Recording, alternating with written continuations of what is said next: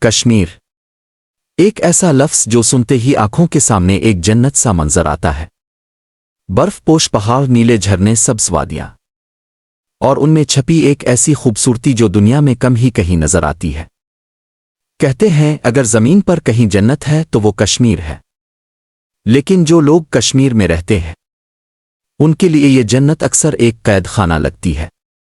یہ وہ خطہ ہے جو دہائیوں سے کشمکش کا شکار ہے، نہ مکمل امن، نہ کھلی جنگ، ایک ایسی جنگ جو روز جیتی جاتی ہے اور روز ہاری بھی جاتی ہے، ایسی جنگ جس کے زخم گولیوں سے زیادہ خاموشیوں میں چھپے ہوتے ہیں۔ کشمیر کے بازار کبھی کھلتے ہیں، کبھی بند ہو جاتے ہیں، اسکول کی گھنٹی سے زیادہ یہاں کرفیو کی آواز سنائی دیتی ہے۔ انٹرنیٹ جب بند ہوتا ہے تو صرف رابطے نہیں ٹوٹتے، زندگی کی رفتار بھی تھم سی جاتی ہے۔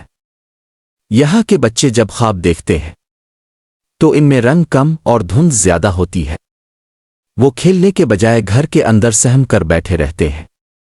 ان کے اسکول کی چھٹیاں خوشی کی علامت نہیں، بلکہ حالات کی سنگینی کی نشانی ہوتی ہے۔ ماں جب بیٹے کو باہر بھیجتی ہے تو اس کی دعا ہوتی ہے کہ وہ سلامت لوٹے۔ باپ جب کام پر جاتا ہے تو گھر کے دروازے پر خوف سرگوشی کرتا ہے۔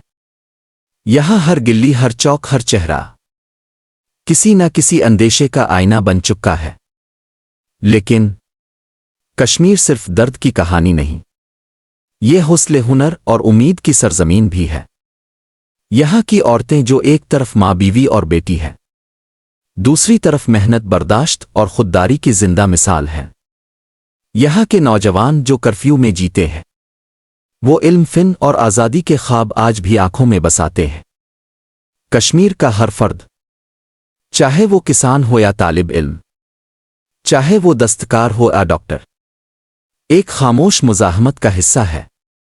یہ مزاحمت صرف نعرے بازی کی نہیں، بلکہ زندہ رہنے، سچ بولنے اور امید قائم رکھنے کی ہے۔ کشمیر کی ثقافت صدیوں پرانی ہے۔ یہاں کے لباس، کھانے، شاعری اور زبان میں ایک انوکھا رنگ، ایک گہری شناخت ہے۔ لیکن یہ شناخت اب دھندلا رہی ہے، کیونکہ سیاست نے لوگوں کو تقسیم کیا اور انسانیت کو خاموش کر دیا۔ ہمیں یہ سمجھنا ہوگا کہ کشمیر صرف زمین کا مسئلہ نہیں، یہ دلوں کا معاملہ ہے۔ یہ انسانوں کی زندگی، ان کے خواب، ان کی سانسوں کا مسئلہ ہے۔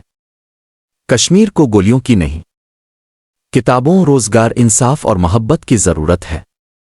اگر واقعی ہم چاہتے ہیں کہ یہ جنت ویسی ہی ہو جیسی ہم تصویروں میں دیکھتے ہیں، تو ہمیں اس کے لوگوں کی آواز سننی ہوگی، ان کے درد کو ماننا ہوگا، اور سب سے بڑھ کر انہیں جینے کا حق دینا ہوگا، بغیر خوف، بغیر بندش، بغیر شرط۔